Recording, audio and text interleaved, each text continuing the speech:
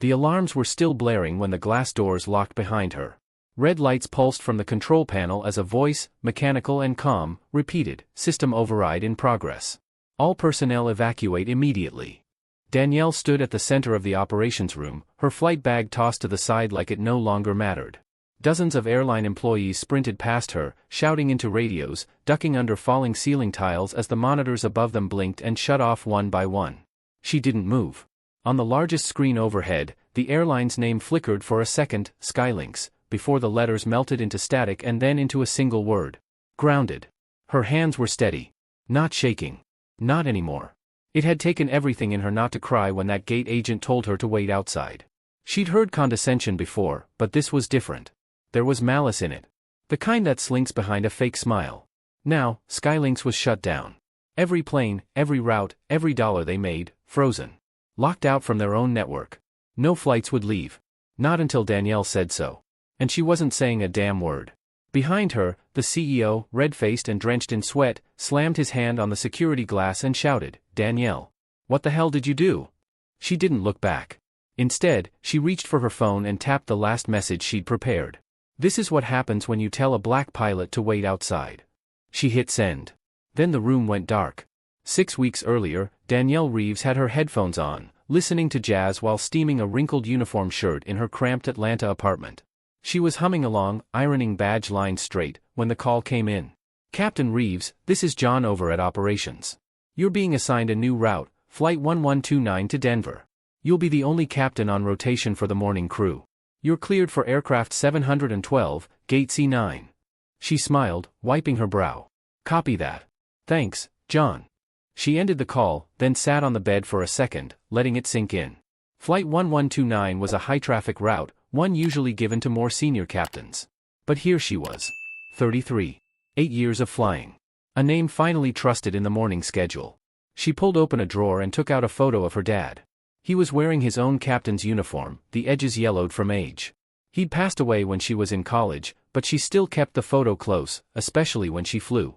She tapped the glass and whispered, "I'm getting there." That morning, everything had felt right. She boarded the employee shuttle with a quiet confidence, her ID clipped to her blazer, her hair pulled back into a neat bun. The other flight crew nodded politely, a few smiling as she walked past. Some recognized her. Others probably assumed she was a flight attendant. It happened more often than she wanted to admit.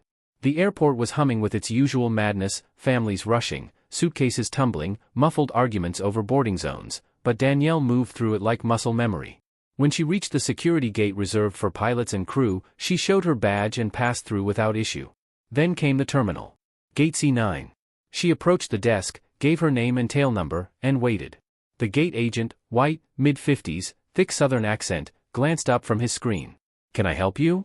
"I'm the captain for Flight 1129, she said calmly. "Danielle Reeves." He frowned, like he'd misheard her.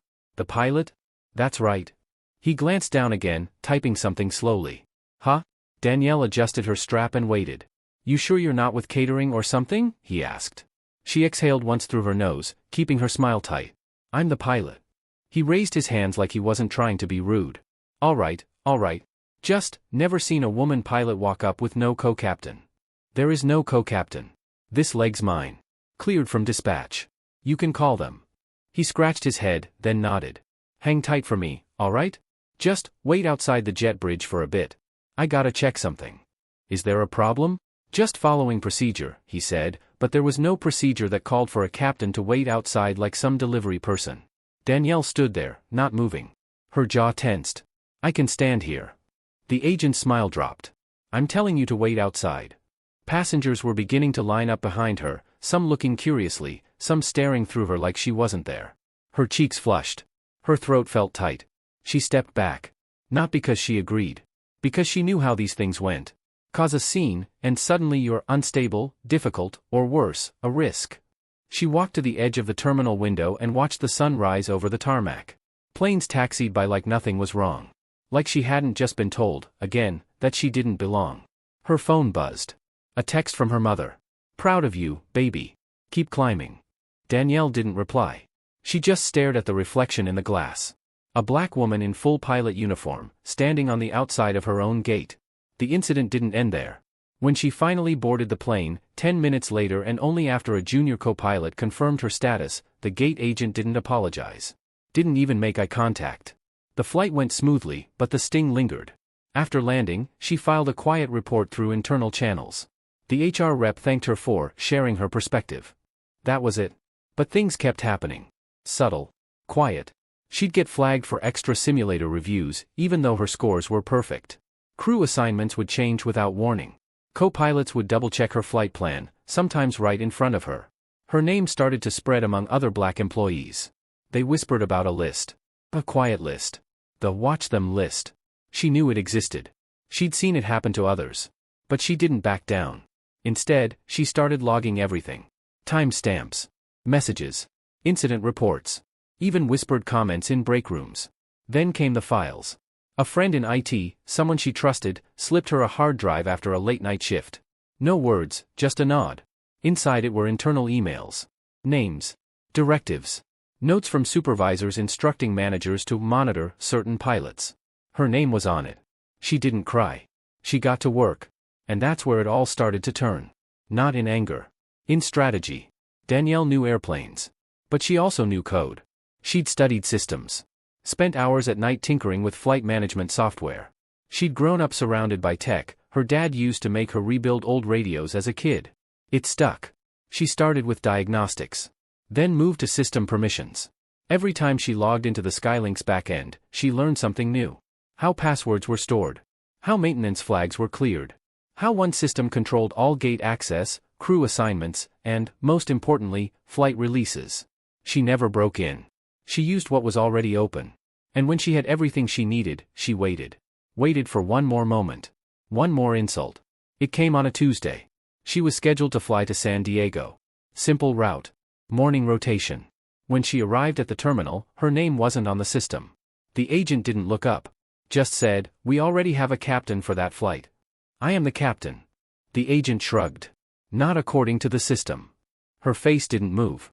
She turned. Walked back down the terminal. And sent the first command. Now, the screens were dark. The gates locked. Pilots stranded. Flights cancelled. Revenue bleeding by the second.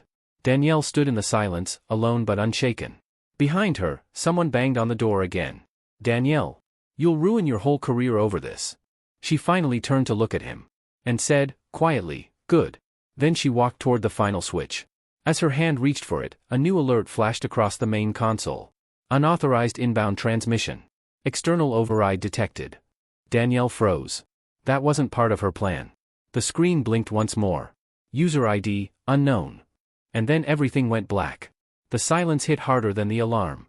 For a moment, it felt like the entire airport had stopped breathing. The emergency lights blinked weakly above Danielle's head. She stared at the dark console. Every system she had just locked down was now offline. But not by her hand. This wasn't her code. Danielle's fingers hovered above the keys, then slowly dropped to her sides. Her pulse picked up. Something was wrong. Someone else, someone outside of the airline, had accessed the Skylink's network. That wasn't supposed to be possible. She turned toward the security glass, but the CEO was gone. The hallway behind him empty. User ID, unknown. The words repeated on the screen, white against black. Then they vanished. Another screen lit up. A camera feed, grainy and shaking, showed the main terminal. Passengers clustered in confusion, phones raised, voices rising. TSA officers tried to herd the growing crowd, but the chaos was spreading. Danielle's stomach turned. This was not the clean, controlled message she had planned. She reached into her jacket for her personal tablet and connected it to the terminal's backup port. If someone was piggybacking her lockdown, she needed to know how deep they were in. The tablet blinked. Loading. Access denied. She tried again. Access denied. Her breath caught in her throat. Suddenly, the screen flashed again. This time, just one sentence appeared. "You made your point. Now watch what we do with it." Danielle backed away from the console like it had burned her. 6 weeks earlier, after the incident at Gate C9, Danielle tried to keep her head down. She kept flying. She kept logging. But the strain was growing. Her mother noticed first, during their weekly Sunday calls. "You sound tired, baby." "I'm fine," Danielle lied, stirring reheated rice at her kitchen counter. "No you're not," her mother said. "I can hear it in your voice." "You flying too much?" Danielle hesitated. "They keep changing my schedule." "You file a complaint?"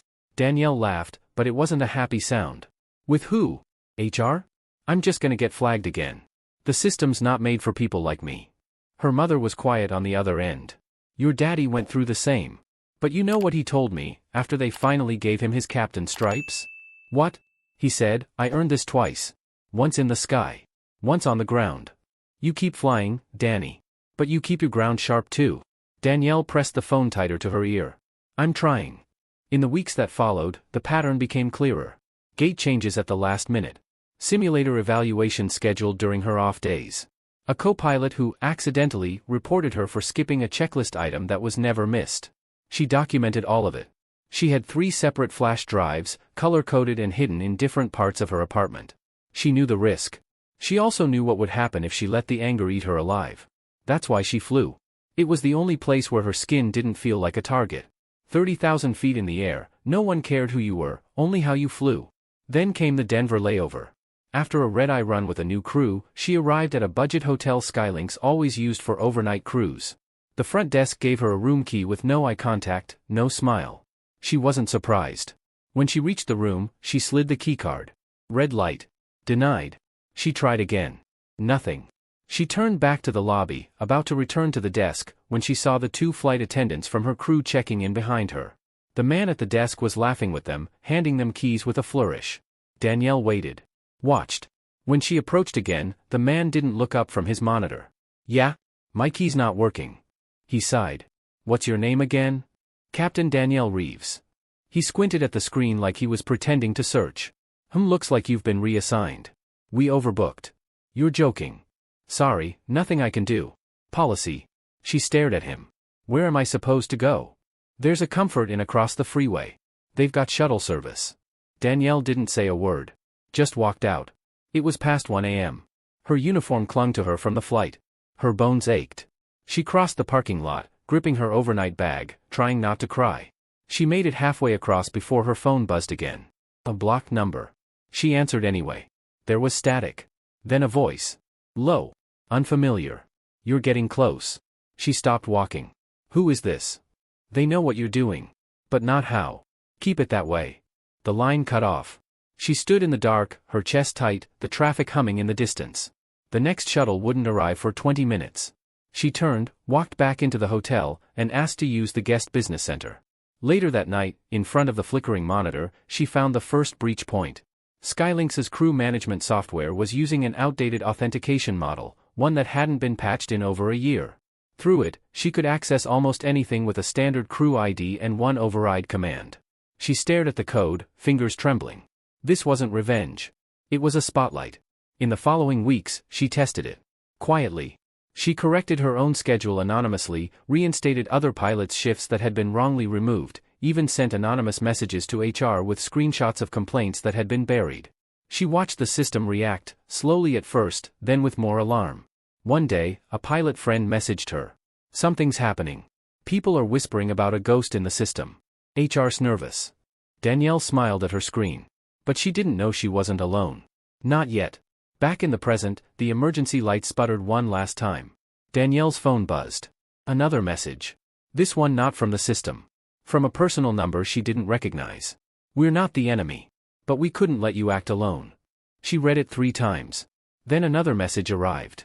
Check the Western feed. She switched the camera console to the Western corridor. Her breath caught. On the screen, another operations room. Smaller, older. But active. A woman, black, maybe in her 40s, sat at a similar console, eyes flicking across the screens. She was wearing a Skylinks maintenance badge. Danielle had never seen her before. But the woman looked straight into the camera. And nodded. The screen cut out. Then the systems began to reboot. Not crash. Reboot. Lines of code scrolled across Danielle's monitor. Some of it was hers. But most of it wasn't. Files were being rewritten. Logs erased. Access permissions wiped. She stepped back again, heart pounding. Someone was cleaning up behind her. Whoever this was, they hadn't just watched. They'd been waiting. And now, they'd taken control. Danielle reached for her phone to call her contact in IT, but before she could dial, the power cut out completely. The last thing she saw before the room went black was a final message on her tablet. You opened the door. Now we walk through it. The lock on the door behind her clicked. Heavy footsteps echoed down the hallway. And then someone knocked. Twice. And waited. Danielle didn't move. The knock came again, louder this time. Deliberate. Whoever was on the other side wasn't panicking like the rest of the airport. They weren't a Skylinks exec or a TSA officer trying to muscle in. No shouting. No threats. Just silence. And waiting. She glanced around the now pitch-dark operations room. The emergency lights were out. Even the backup batteries weren't humming. Her own tablet had gone dead, drained in an instant like someone had reached in and ripped the charge out. Danielle took a step back from the door. Another. She reached behind her for the small multi-tool she kept clipped to her flight bag, flicking out the short blade. It was more habit than defense, but it gave her something to hold. The footsteps moved away. Then, just as she thought they might be gone, the electronic lock beeped. The door clicked.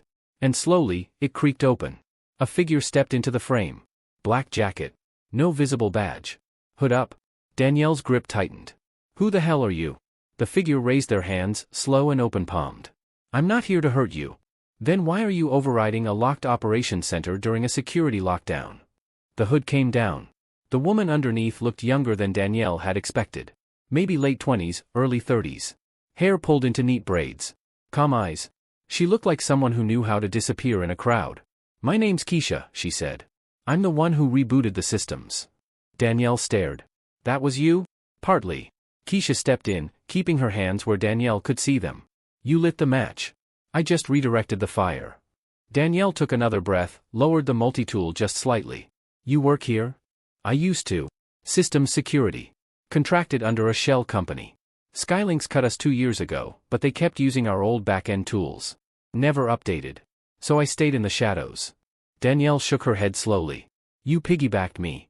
No, Keisha said. I covered you. Danielle didn't reply. Instead, she turned to the console. The screens were back, half of them anyway, but they looked different. Cleaned up. Logs missing. Flight data reset. Her entire lockdown, gone. But so was any record of her access. Danielle looked up at Keisha. You wiped me out of the system. Not just you. Anyone who's ever been flagged like you were. I've been waiting for someone inside to push far enough. You were the first pilot to do it without blinking. Danielle swallowed. You're saying I was bait? I'm saying you were brave enough to walk up to the front door and kick it in. Keisha nodded toward the monitor. And I was behind it, waiting with the rest of the plan. Danielle stepped forward. What plan? Keisha's face hardened. Skylinks runs a 3-tier risk algorithm for every employee. Race. Behavior. Age. Every time you challenge a gate agent or file a complaint, your number ticks up. Once you hit a certain threshold, they manage you out. Reassignments. Errors. Unfit to fly, notes. Danielle's blood went cold. That's illegal. Keisha's eyes didn't waver. Doesn't stop them. Danielle leaned against the console, breathing in slow. She remembered each of those moments. Each random delay. The shuffled schedules. The HR rep with the smile that didn't reach her eyes. All of it wasn't paranoia. It was policy. How many? She asked. Keisha paused. Over 300 flagged in the last 5 years. 42 were black pilots. 18 were women. You were the only black woman to make captain during that time. Danielle turned to the monitor. The screen showed a quiet image now, just the Skylinks logo, blinking slowly. Waiting. I wanted to make a point, she said softly. I didn't want to burn the whole place down. Keisha folded her arms. Then let me ask you something, Danielle. How many points did you make before today? Danielle looked up. That gate agent? The hotel clerk? The guy who called you unstable when you filed a clean report? They didn't change because you made a point. They changed because something scared them. And now you've got their attention. Danielle felt her knees threaten to give. She sat on the edge of the desk, one hand still curled around the multi-tool. I don't know what to do now, she whispered. Keisha nodded. Good. That means you're past the part where you think you're alone. She pulled a USB drive from her pocket and handed it over. What's this? Danielle asked. Evidence. Everything we pulled. Emails. Logs. The names of every pilot marked as a risk. And the name of the VP who designed the algorithm. Danielle took it. The plastic was warm in her palm. I didn't ask for a war, she said. You didn't start one, Keisha replied. You just stopped pretending we weren't already in one. Back in her apartment the next day, Danielle sat at her kitchen table, the USB drive plugged into her personal laptop. The files loaded slowly, one folder after another. One labeled Internal Communications, Pilot Review. Another, Dismissal Templates. Then, Media Suppression Protocols. Each folder filled with timestamps, messages, names. Her own personnel file was in there too. Red flags marked in bold. Assertive tone with crew. Disregarded co-pilot feedback, unconfirmed.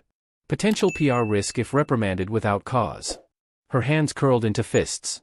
Danielle copied the files to a separate drive. Then she opened a new tab. She drafted an anonymous email. Attached the files. Subject line. You told the wrong pilot to wait outside. She hovered over the send button. Then clicked. Hours later, it broke. A national aviation blog posted the documents. Then CNN picked it up. Then NPR. Hashtags flooded social media. Hashtag black pilot flagged. Hashtag Skylink shutdown. Photos of Danielle in uniform went viral, some from passengers who had flown with her and remembered her kindness. Her professionalism. Others were from pilots she didn't even know, posting in solidarity. But what she didn't expect were the denials. Skylinks released a press statement. We take diversity and inclusion very seriously.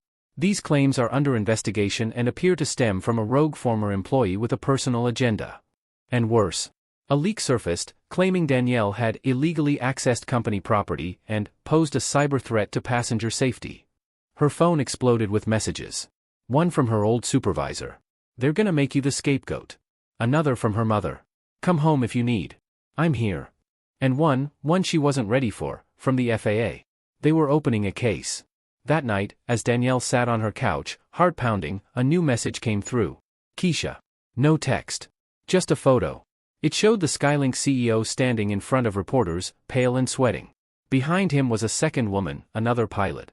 Black. Smiling. Danielle didn't recognize her. But her uniform had a new pin. Acting Interim Chief of Flight Safety. Keisha's message followed. They're trying to bury you. Let's bury them first. Danielle stared at the screen. And without meaning to, she smiled. Then her phone buzzed again. An anonymous caller. She answered. You think this is over? A voice hissed. She didn't get the chance to respond. Because in the background, faint but clear, was her apartment buzzer. Someone was downstairs. And they weren't alone. Danielle froze, her phone pressed to her ear, the quiet static hissing like a slow leak in the dark. Outside her apartment window, the city moved like it always did, distant sirens, a barking dog, a car engine revving too hard on an empty street. But inside, everything had gone still. The voice on the other end was gone. The call had ended. But the buzzer was still ringing. Danielle stood slowly, crossing the room to her apartment's small wall-mounted intercom. She hovered her hand over the speaker but didn't press it. Then it stopped. She waited. Seconds ticked past. Nothing. She stepped back, straining to listen. And then, a knock. Not at the front entrance, but at her actual door. Inside the building. Whoever it was, they were already in the hallway. Danielle grabbed her phone again and opened the security app. The hallway camera outside her door had been offline for weeks, cheap landlord excuses, never fixed, but tonight, it flickered on. One figure. Standing still. Not Keisha. Not police. The image was blurry, but the shape was tall, broad-shouldered, wearing a jacket with the Skylinks logo on the sleeve. Danielle's pulse kicked hard. She stepped back into the kitchen, pulled open the drawer under the sink, and grabbed the wrench she kept for emergencies. Not ideal, but heavy enough. Then the knock came again. Not frantic. Just patient. She was about to speak when a voice came through the door. I'm not here to hurt you. I'm here to tell you what comes next. Danielle didn't answer. I used to be like you, the voice continued. Male. Calm. Southern, maybe. Kept my head down. Thought if I flew better, trained harder, I'd get what I earned. A pause. I saw your name on the list 2 months ago. I figured you'd back off. Most of us do. Another pause. I'm glad you didn't. Danielle tightened her grip on the wrench. Who are you? My name's David. I flew for Skylinks for 16 years. 4 as captain. I lost my certification last year. You know why? She didn't respond. Because I asked why my co-pilot got a promotion after reporting a fake incident I cleared. Danielle stepped closer to the door. What do you want? To help you finish what you started. You and Keisha cracked open something too big for one person. But it's not just about Skylinks anymore. Danielle looked toward her laptop, still glowing on the table. You saw the leak? We all did, he said. And someone else did too. Her stomach sank. Who? Someone higher up. FAA's not just investigating you. They're investigating their own oversight boards. That list you're on? It didn't start with Skylinks. Danielle leaned her head against the wall beside the door. Her voice came out quieter than she meant it to. What happens now? David didn't answer right away. She heard the soft shift of his weight. Then, you meet the others. Her eyes snapped open. Others? There's a network. Pilots, ground crew, a few ex-inspectors. People who saw what was happening and got pushed out for asking too many questions. Keisha's one of us. So am I. Danielle stared at the door. Why now? She asked. Because you made them bleed, he said. And now they're going to come for you. Full force. Lawsuits. Public shaming. Maybe even criminal charges. Danielle didn't flinch. She'd been expecting it. But hearing it out loud felt different. David's voice softened. You need to get ahead of them. You come with us. We protect you. We finish the job. Danielle hesitated. I don't trust Easy, she said. You shouldn't. He dropped something through her mail slot.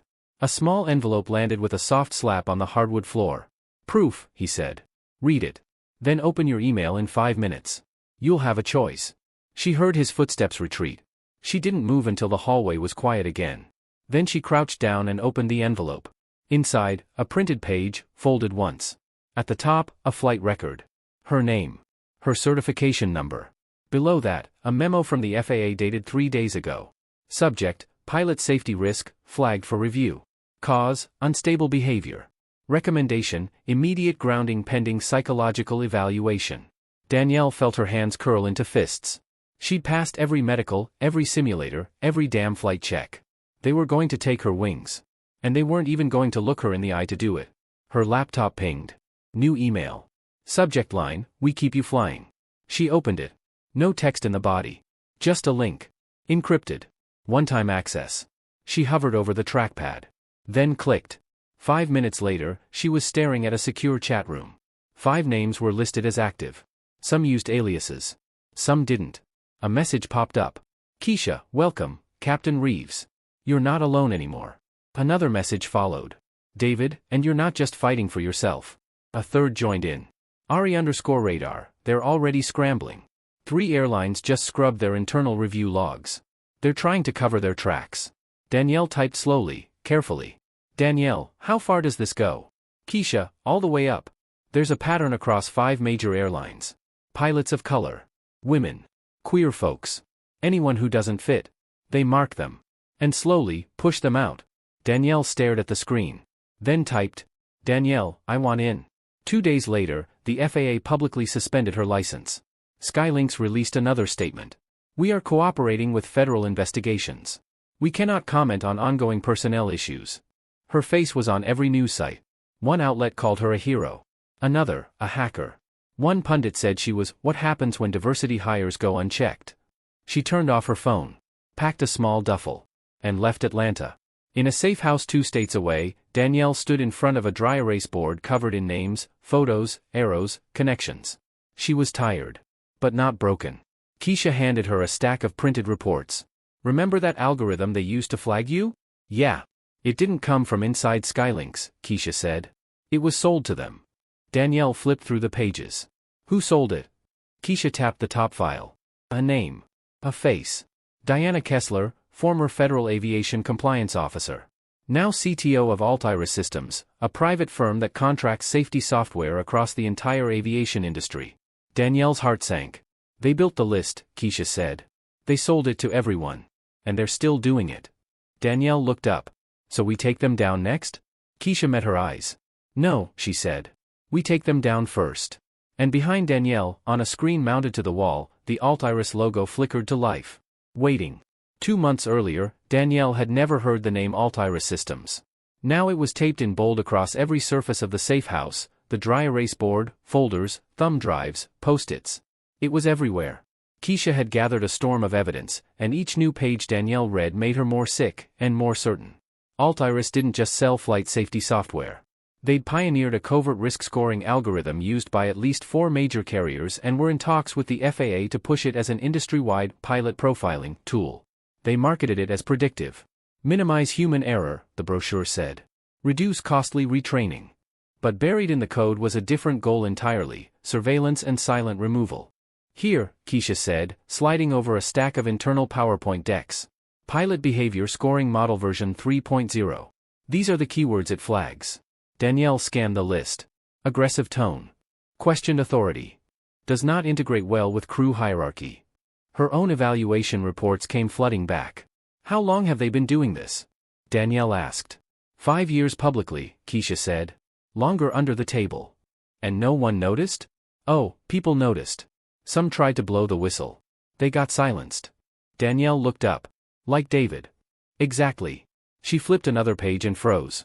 There, under a list of pilot IDs marked, currently active, under observation, was a name she knew. Captain Rowan Banks. He'd been her mentor in the early days. First black commercial pilot she'd flown with. 25 years in the air. Calm, sharp, always encouraging. The kind of man who'd stop a simulator run to teach her a trick for handling engine stall with less drag. Danielle exhaled through her nose. I need to talk to him. Keisha shook her head.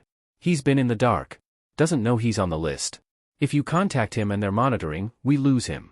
Then I'll go in person. Keisha didn't argue. Just stared for a long beat, then nodded once. Danielle met Captain Banks 2 nights later at a quiet roadside diner off the interstate near Charlotte. Neutral ground. He looked thinner than she remembered. A little more gray in the beard. But his eyes were still sharp. Danielle, he said as she slid into the booth across from him. Didn't expect to hear from you. I didn't know who else to trust. He leaned back, watching her carefully. You made a lot of noise these past few weeks. Danielle didn't smile. Not enough. He nodded, slowly. You've stirred something.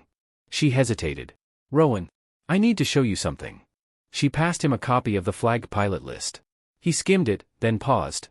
His eyes widened just slightly when he found his own name. Code 2, he murmured. What does that mean? Marked for eventual dismissal. They've been watching you, waiting for one error. Captain Banks sat very still. Then he exhaled and folded the page. I always knew there was something. The missed emails. The reassignments. But I told myself I was being paranoid. Danielle leaned forward. You weren't. He looked her in the eye. So what do you want from me? I want you to join us. A pause. And I want you to testify. He gave a short, breathy laugh. You think anyone in that tower wants to hear from an aging black pilot with a personnel file they've already marked? I don't care what they want, Danielle said. I care what the public sees. You and me, we represent everything they said we couldn't be. You taught me to fly when I thought I didn't belong. Now I need you in the cockpit again. With me.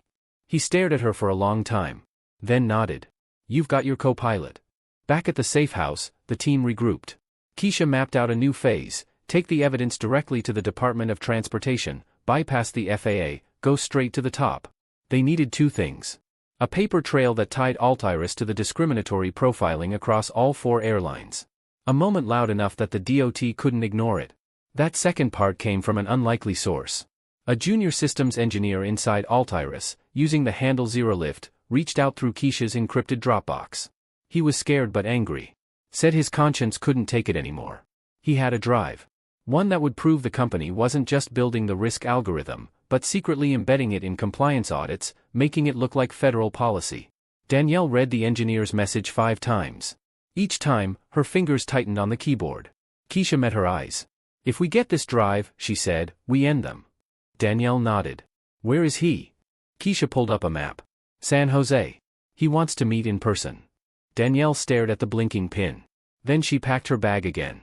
The next night, in a parking garage beneath a closed tech campus, Danielle met Zero Lift. He was barely 30. Glasses, hoodie, backpack slung tight to his chest. His hands shook when he passed over the drive. They think I'm just QA, he said. But I saw the builds. I ran the tests. I found a line of code that triggered flagging anytime someone had a documented DEI complaint or challenged a white supervisor. Danielle stared at him. It was automatic? He nodded. And they rigged the audit results to make the pilot look erratic. It wasn't just profiling, it was framing. Danielle looked down at the drive in her hand. Cold. Heavy. You're doing the right thing, she said. He gave a small, hollow laugh. Yeah. I just hope I get to keep my job after this. Danielle reached into her jacket and handed him a prepaid burner phone. If you lose your job, she said, call this number. We'll get you somewhere safe. He blinked. Then nodded. And vanished into the night. Back at the safe house, Danielle, Keisha, and Captain Banks stood shoulder to shoulder in front of a screen as the contents of the drive loaded. Email chains. Build logs. Deployment instructions. Internal Slack messages. Even a video clip of a VP laughing during a meeting, saying, if they sue, we just say it's math. Algorithms don't discriminate. Keisha stepped back, wiping her face with both hands. We've got them. Danielle stared at the screen. And then, quietly, we need to go public. National press. A live stream. Captain Banks crossed his arms. You do that, they'll drag you again. They'll call you a felon, say you hacked their servers. Danielle nodded. Then we give them one thing they can't argue with. Keisha frowned. What? Danielle turned to her. And smiled. Truth. From 30,000 feet. The next morning, at a small, privately chartered hangar in Arizona, Danielle stood in front of a crowd of reporters. Captain Banks at her side. Keisha just behind, live streaming to thousands. Danielle wore her full pilot uniform. Not Skylink's. Her own. Self-made insignia. Her own crest. She stepped to the mic. And began. My name is Captain Danielle Reeves. I was grounded without cause. Not because I was unfit to fly, but because I refused to stay silent. I was told to wait outside. I didn't. And now, I'm inviting everyone inside to see what they've been hiding. She reached into her bag and held up the drive. This is what's behind the curtain. It doesn't just target people who look like me. It erases them.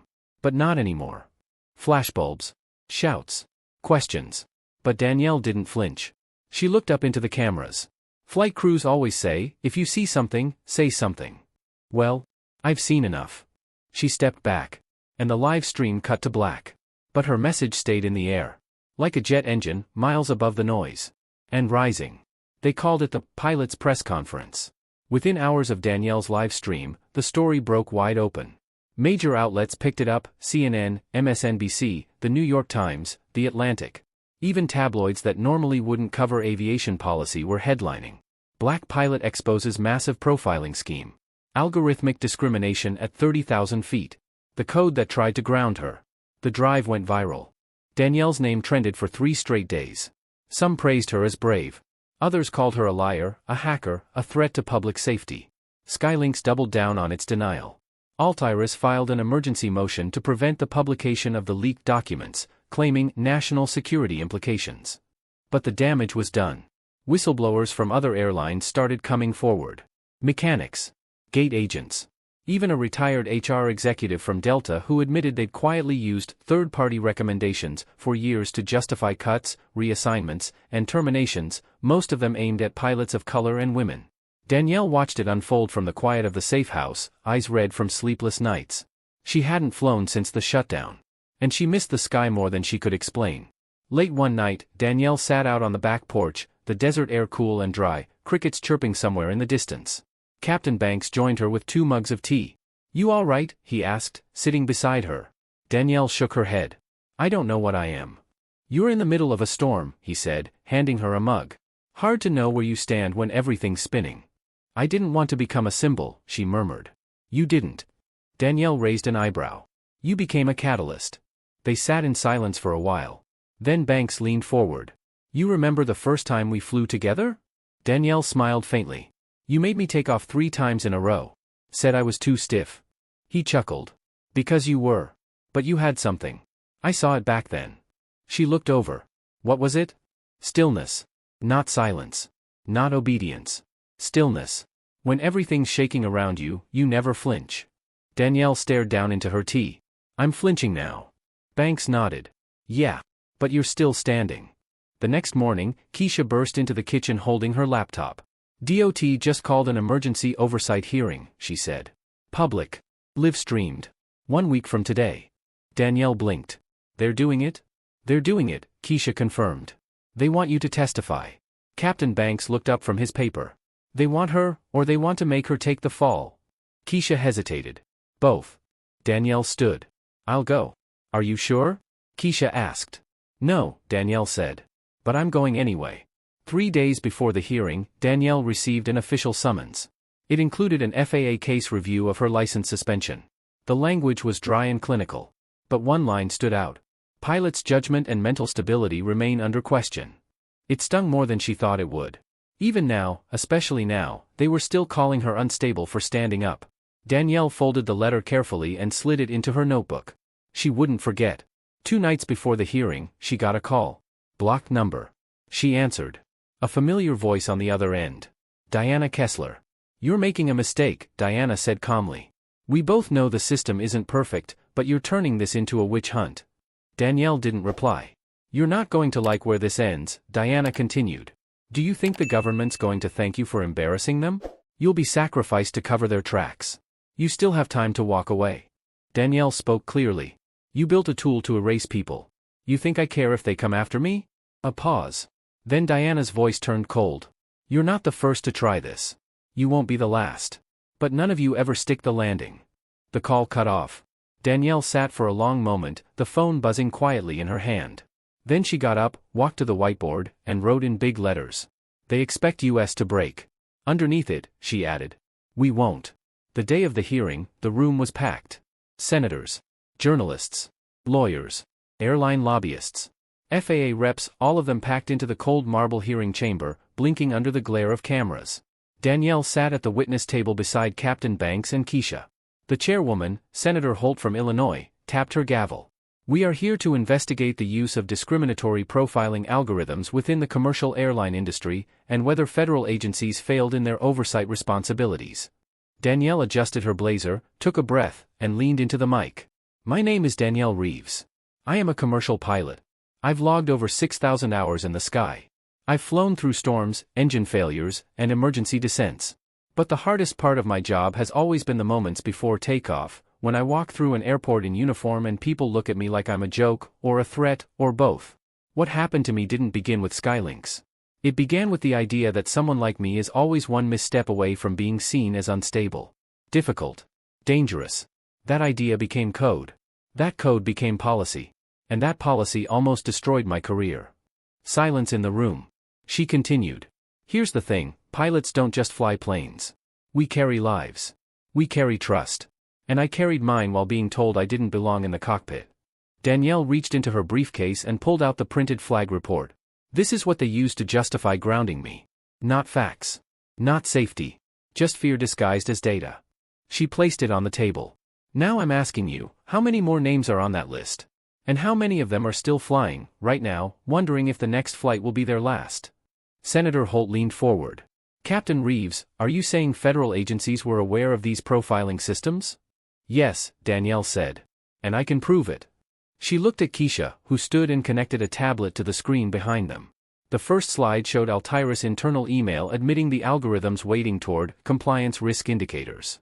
The second, FAA consultants flagged in audits as friendly to Altiris rollout. The third, a contract with the Department of Transportation, signed and sealed. The room exploded. Senators shouting. Staffers scribbling. Camera flashes. Danielle didn't look away. This wasn't about revenge anymore. It was exposure. And justice. That night, as they left the hearing, a quiet voice stopped Danielle in the hallway. A young woman in a TSA uniform. Nervous. Eyes wide. Captain Reeves? Danielle turned. My little sister wants to be a pilot, the woman said. She didn't think she could. Not till she saw you. Danielle smiled, soft and tired. What's her name? Amira. Danielle reached into her bag, pulled out the Skylinks Wings badge she hadn't worn since the shutdown. She handed it to the woman. Tell her to keep flying. The woman clutched it like it was gold. Danielle walked out into the night air, the wind rushing past like she was standing on a runway. And for the first time in weeks, she felt the stillness again. She hadn't broken. She was still rising. And this time, she wasn't flying alone. The hearing changed everything, but not overnight. Altiris Systems went silent after the testimony. No press statements. No lawsuits filed. Nothing. For a full week, it was as if the company had vanished into its own servers. Then the stories started leaking out. An anonymous source revealed Altiris executives had begun shredding documents 2 days before Danielle's testimony. Another showed internal Slack messages warning staff not to engage with the media under any circumstances. By the end of the month, the Department of Transportation suspended all federal contracts with Altiris pending investigation. It was the first win. But not the last. Skylinks, under mounting pressure and with their stock price dropping like a stone, placed 4 senior executives on leave, including the VP who built the flagging system. Publicly, they claimed no knowledge of discriminatory coding. Privately, they scrambled to negotiate NDAs with affected pilots. Danielle got an email from the CEO's office. Subject, we'd like to make things right. She didn't reply. Instead, she forwarded it to a class action attorney in Chicago who was already representing 12 pilots from the flagged list. Meanwhile, Danielle stayed off the radar. She was still grounded, officially. Her license wasn't restored. But the hearing had bought her time, and the FAA, under pressure, paused its disciplinary process. In the quiet, Danielle and Keisha kept working. With Captain Banks, they helped organize a coalition of active and former pilots, mechanics, and crew. They called it the Flight Deck, a network to support those who were blacklisted, mistreated, or erased from the industry. They pooled legal resources, shared records, verified leads, and they made one unshakable decision. This was never going to be just about Skylinks again. 3 months after the hearing, Danielle was summoned to Washington, D.C. again. But this time, it wasn't to testify. It was to meet with the Secretary of Transportation. The room was formal. Too much glass. Too many polished suits. But the Secretary was direct. "We want you to help us rewrite the safety and personnel protocols for pilot reviews," she said. "No more algorithms in the dark. We need transparency. We need pilots like you at the table." Danielle sat quietly, considering it. "Can I fly again?" she asked. The Secretary hesitated. "You were never unsafe. That's clear now. But your record is still under review. It's complicated." Danielle met her gaze. "It's not." The Secretary looked down, then said, "We'll make it right." Danielle stood. "Don't make it right for me. Make it right for whoever comes next." That night, back at her hotel, Danielle stood by the window watching planes blink through the sky. Takeoffs and landings. Tiny silhouettes crossing a purple horizon. Her phone buzzed. It was a video. From Keisha. She opened it. It showed Amira, the TSA agent's sister, sitting in a flight simulator. Her voice crackled over the headset, cleared for takeoff. Danielle laughed softly, the sound half relief, half disbelief. Behind her, Captain Banks knocked and let himself in. "Got a call," he said. "Someone wants you in the left seat tomorrow." She turned. "Who?" "An old friend. Regional charter. Small plane. No passengers. Just you and the sky." She stared. "I thought my license was still." He held up a document. "FAA clearance. Provisional reinstatement." She didn't speak. Just took the paper and ran her fingers over it. Then looked up at him. He shrugged. "Figured you'd want to get back in the air the right way." Quietly. The next morning, Danielle stepped onto the tarmac at a small airfield in Maryland. The sun was still low. Mist clung to the trees. The plane was a twin-prop Piper, not sleek, not fast, but solid. She walked around it, running her hand along the fuselage like greeting an old friend. She climbed into the cockpit. Hands on the yoke. Feet on the pedals. Her headset clicked on. "Clear prop," she said out loud, to no one but herself. The engine spun up. Smooth. Steady. Her heart matched it. And then. She pushed forward, eased off the brakes. The wheels lifted. And the earth fell away. As the plane climbed, Danielle leveled it off, banked left over the tree line, and watched the sunlight streak across the instrument panel. She let out a breath she hadn't known she'd been holding for months. She was flying again. Not because someone finally gave her permission, but because she never needed it to begin with. And miles below her, the world kept turning. But this time, with her in it. The flight didn't last long, an hour up, a wide circle over the bay, and a gentle return to the field, but for Danielle, it was everything. Every movement felt like muscle memory. The gentle tension of the yoke, the steady throttle pull, the subtle adjustments to altitude. But beneath the control, there was a quiet ache, grief, maybe, for what she'd lost. But also a calm, rooted joy. Because she hadn't lost herself. When she touched down, the wheels kissed the tarmac so softly it felt like she hadn't landed at all. She taxied to the hangar, powered down, and sat still for a moment. Just breathing. Someone approached the window. Keisha. Danielle slid the canopy open. Keisha grinned up at her. "Flew like you never left." Danielle shrugged, but the edges of her mouth curled. "Almost like the plane missed me." Keisha handed her a bottle of water. "Come on. You've got something to see." They drove for 2 hours to a private gathering in Baltimore, a rented community center where over 40 people had gathered. Some in flight uniforms. Others in civilian clothes. A few wore union pins. All of them had stories. Danielle stood at the front, unsure what to say. She wasn't a politician. She wasn't a lawyer. She was just a pilot who'd gotten tired of waiting. So she told the truth. "I didn't do anything special," she said.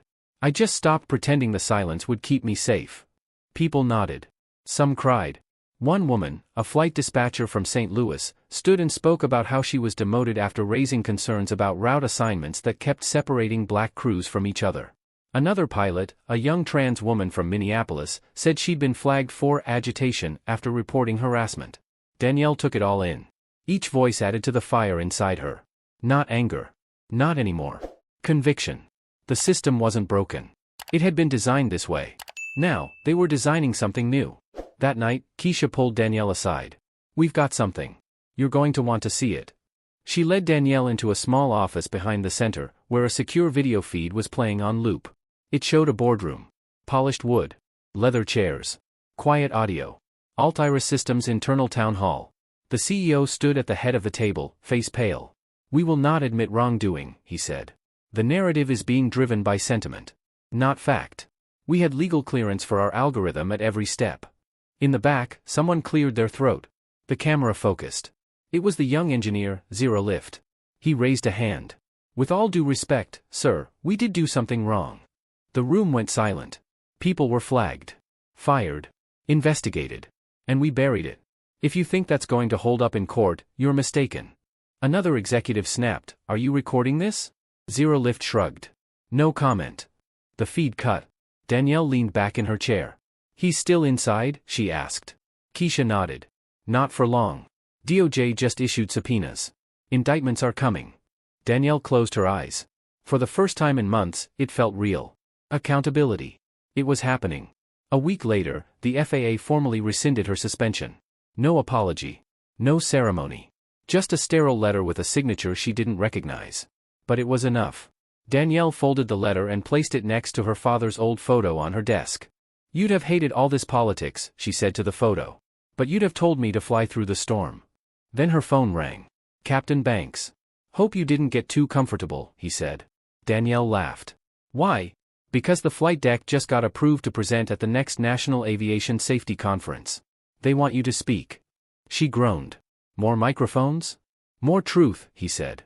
"Besides, it won't be just you. We're building a panel. You, me, Keisha, and, get this, Amira." Danielle blinked. "The kid? Got her private pilot cert last week. She's ready." Danielle rubbed her face.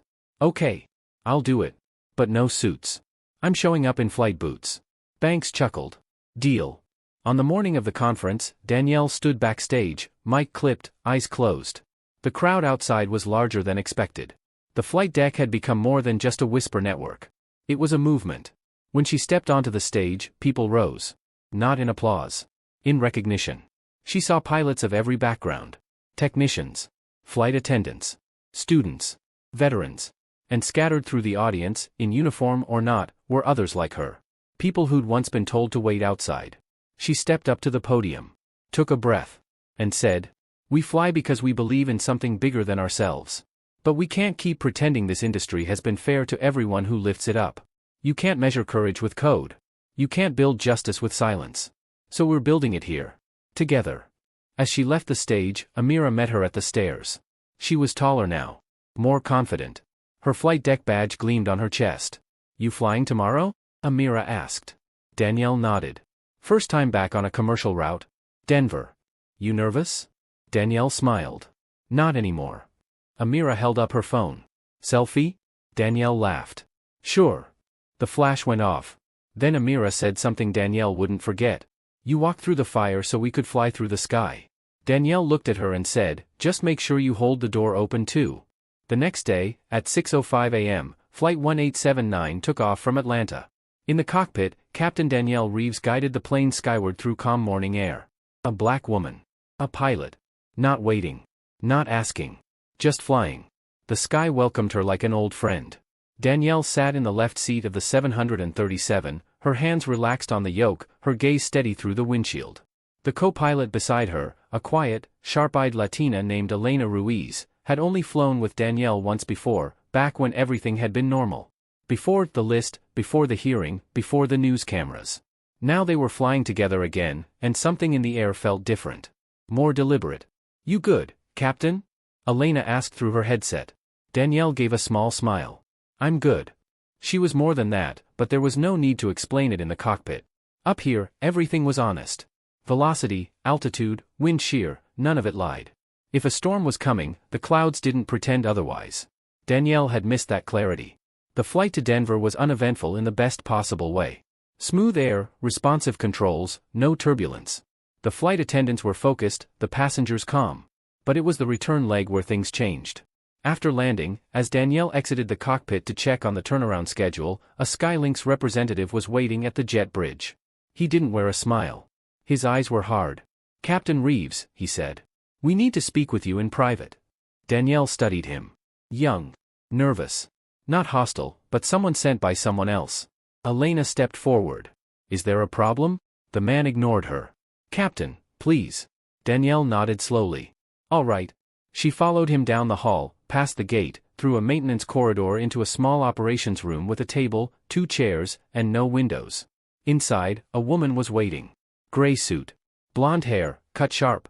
Federal badge on the table. "I'm Agent Harwood," she said. "Department of Justice. You've been briefed on our investigation into Altiris Systems?" "Danielle Saturday, I've been part of it." Harwood folded her hands. "We've uncovered something we didn't expect." Danielle didn't blink. "You're going to have to be more specific." Harwood leaned forward. Altiris wasn't just profiling pilots. They were sharing the algorithm with private defense contractors. Testing its use in drone operation selection. Military assignments. Even law enforcement placement. Danielle's stomach turned. "You're saying this was bigger than Airlines?" "Yes. Much bigger." Harwood opened a folder. Inside was a chart, webbed lines stretching from Altiris to nearly a dozen companies.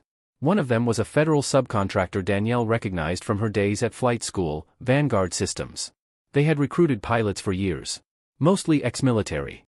"I need you to testify again," Harwood said. "Not just about Skylinks, but about how these systems create invisible barriers. In aviation. In government. In everything." Danielle shook her head slowly. "I just wanted to fly. That's it. That's all I ever wanted." Harwood nodded. "And that's why you're the one we need." That night, Danielle returned to the safe house. Keisha was waiting. "They called you too?"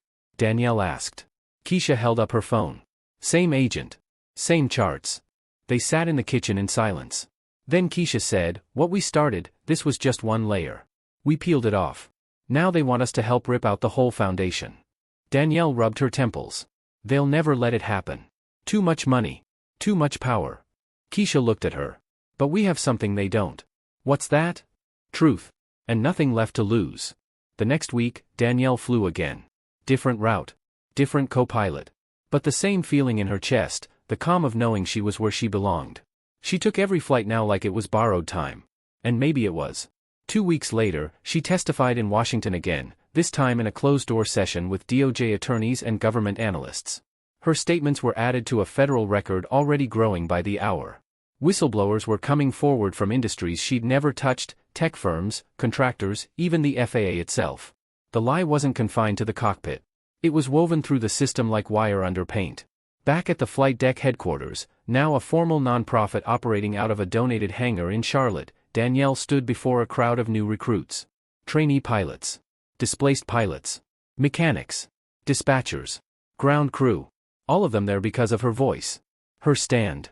"We can't undo the system overnight," she told them. "But we can change where we land." She paused. "And we can change who gets to take off." That night, Danielle received a call from a restricted number. She let it go to voicemail. When she played it, she expected a threat. Another denial. Another executive trying to save face. But it wasn't. It was Diana Kessler. Her voice was frayed, thinner now. "You win," she said. "I hope you're proud of what you've done." Danielle hit delete. Pride wasn't the point. Flying was. And justice was just the altitude they were climbing toward. At dawn, she walked the quiet runway alone. A light fog settled low across the pavement. A new day, clean and full of air. She looked up. Somewhere above her, jets crisscrossed the sky, some with pilots like her. Others, not yet.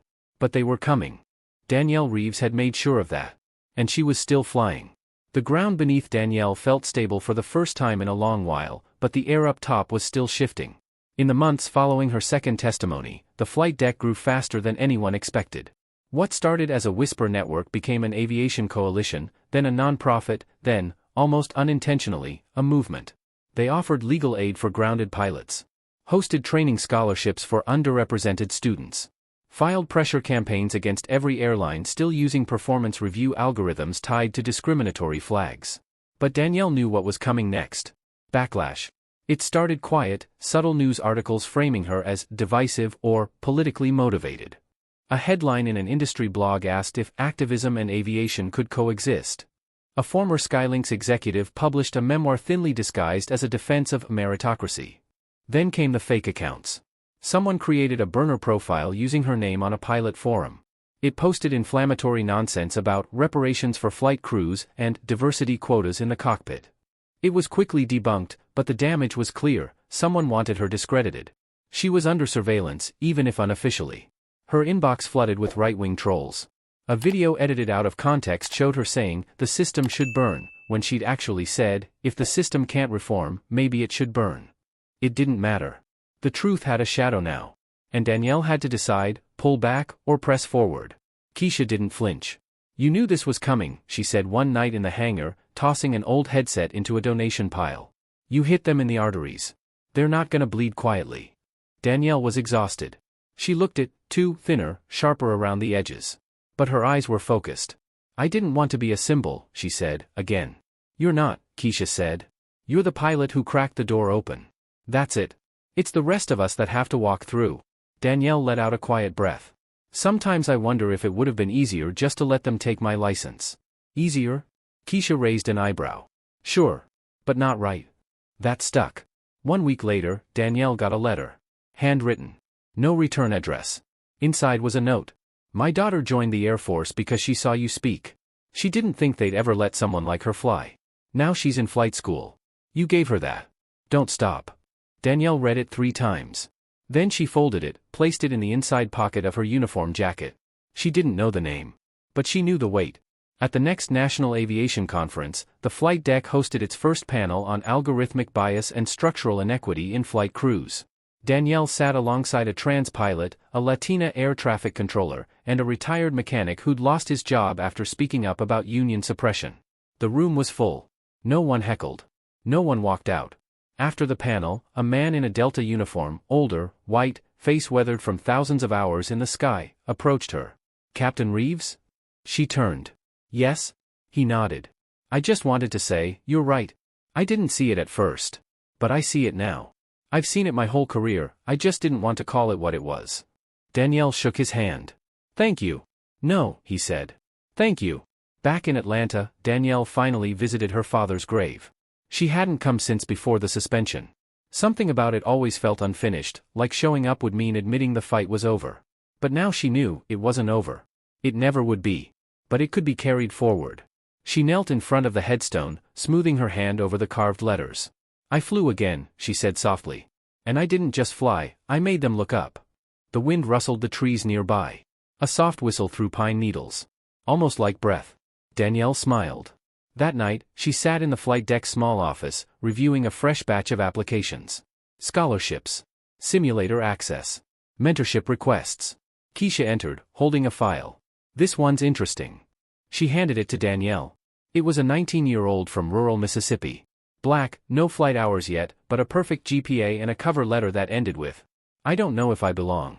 But if you're reading this, I guess maybe there's a chance I do." Danielle leaned back in her chair. "Get her in," she said. Keisha nodded. "Done." Then Danielle turned toward the bulletin board. Photos of graduates. Snapshots from flight decks. News clippings.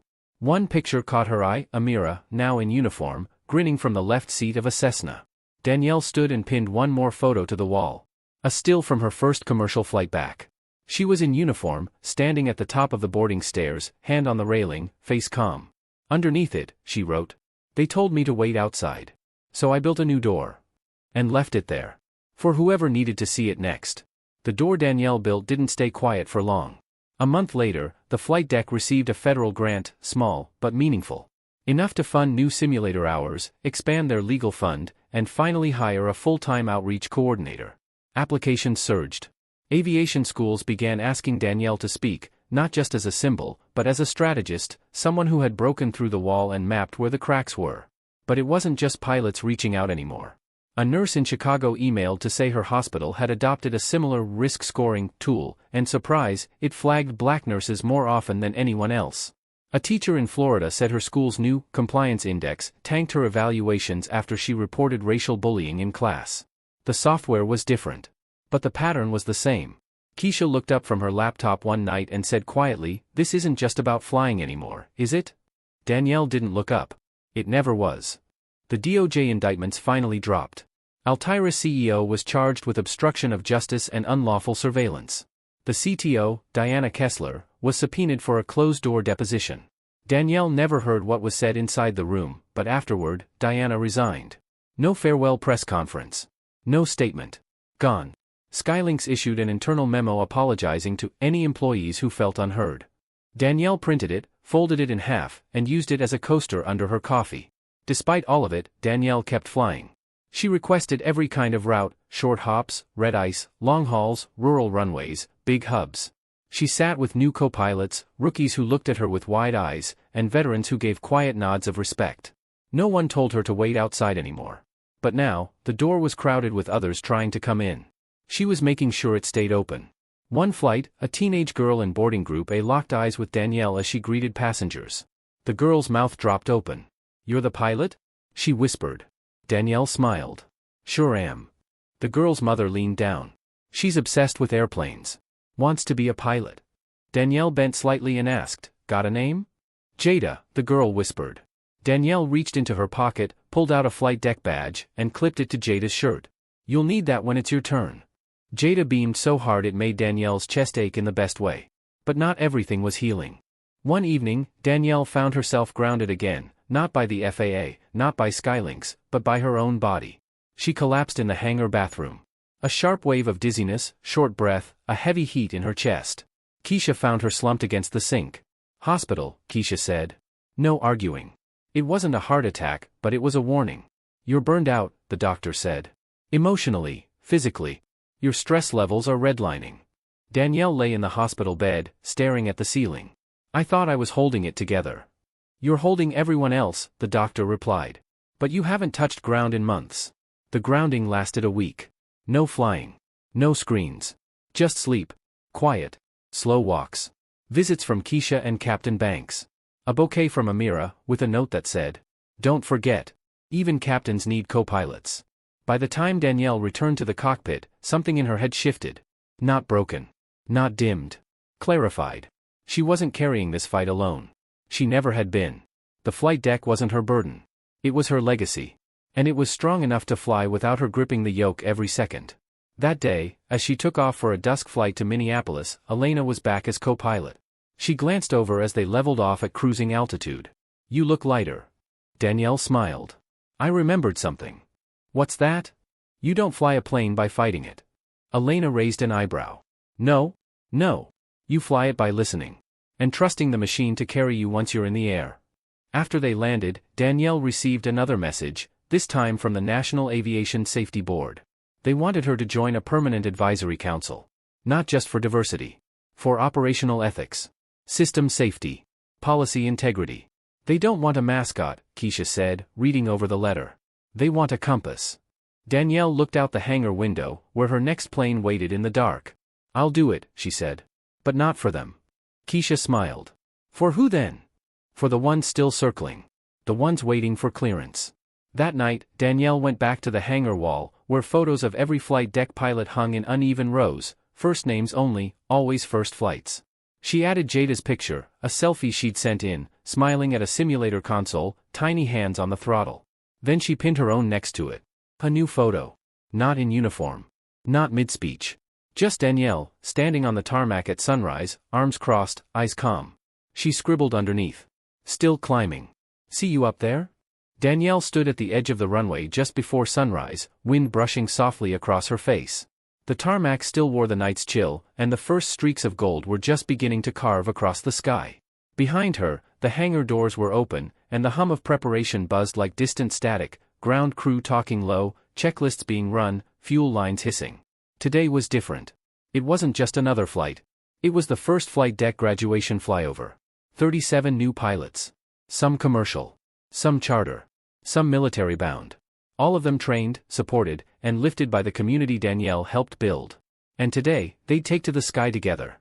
Danielle wasn't flying in this one. She'd been asked to watch. To speak. She hated sitting still, but Keisha had insisted. "Let them fly without you," she'd said. "They need to know it's theirs too." So she stood, hands in her jacket pockets, heart beating steadily as the engines roared to life. One by one, the planes taxied out.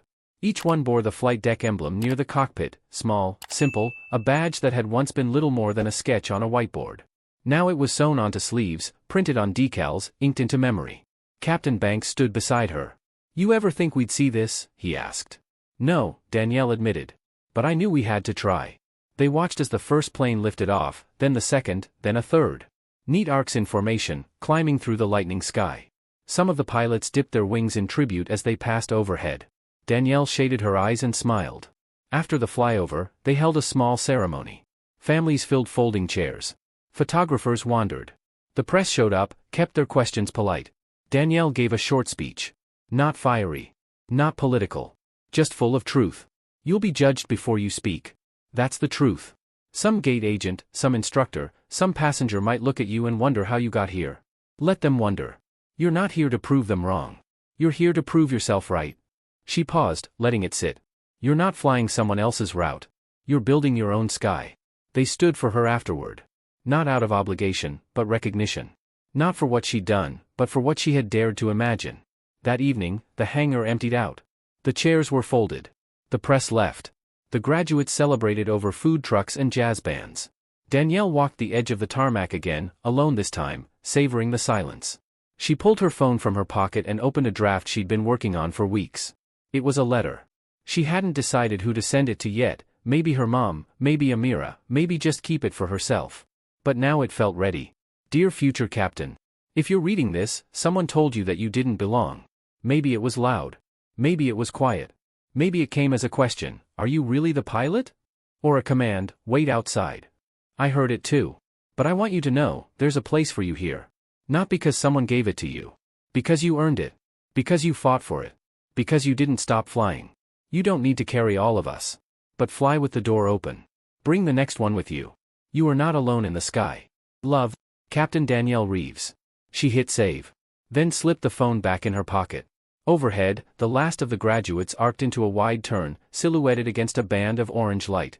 Danielle looked up. And smiled. She had been told to wait outside. Instead, she opened the sky. And now, it was full of wings.